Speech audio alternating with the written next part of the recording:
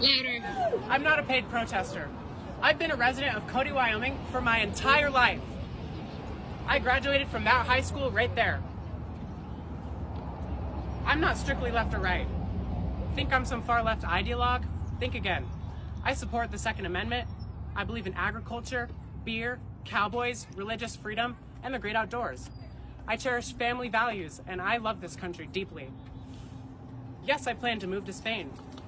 Yes, I have a fundraiser for it. But here's the truth. I never wanted to leave.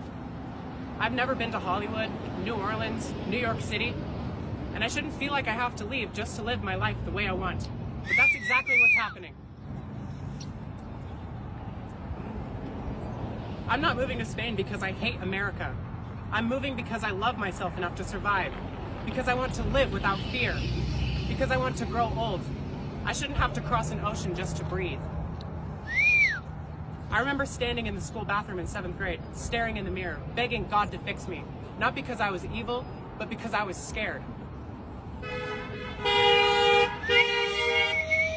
I want to be a teacher, a parent, an artist, a leader, not for status or power, but out of duty. Real leadership demands compassion. And right now, just existing as a trans person is being painted as something dirty, something disqualifying, something dangerous. I want to be a friend, a sister, someone you can count on. I want to use my words to heal.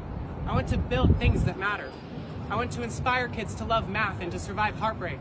Because I've known heartbreak, I've survived it, and I want to show them how to survive too. Being trans doesn't mean I'm unstable or diseased or anti-Christian. I'm not part of some deep state pride. I don't have any secret agenda involving children besides maybe teaching them math. Being transgender doesn't make me a leftist, a communist, or a traitor. And no, I don't claim to be cis or biologically female. I know who I am. My identity isn't a trend. It's neurobiological, social, spiritual, and deeply human.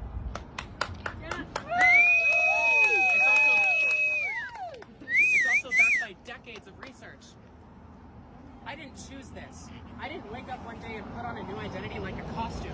I spent years in silence, shame, and prayer trying to make peace with what I knew deep down. My gender identity didn't come from TikTok. It came from within, from solitude, wrestling, heartbreak. Preach. I first felt gender dysphoria when I was 5, but growing up in rural Wyoming, I didn't have the words for it. I wasn't taught them. I tried to come out in middle school, but the jokes, the bullying, the backlash sent me into 8 years of silence. Eventually, I learned I could live as a woman socially. That realization saved my life. I was diagnosed with gender dysphoria by a major medical body, and that diagnosis told me that I wasn't alone, that it's okay to bring my outside in line with my inside. These are wild times, and as a transgender American, I'm scared.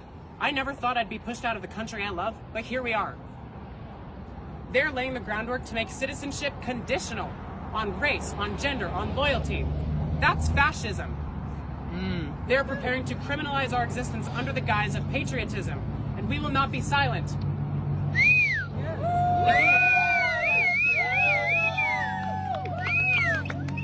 If you believe in freedom, if you believe in dignity, stand with us.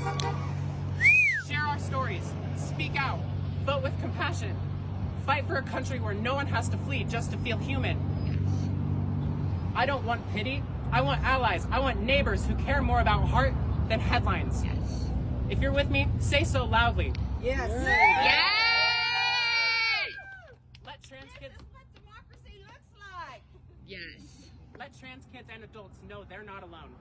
If your faith calls you to love, then love without exception. Jesus didn't walk away from the marginalized. Neither should you. Amen. You don't have to understand me to stand beside me. Amen. Exactly. Yes.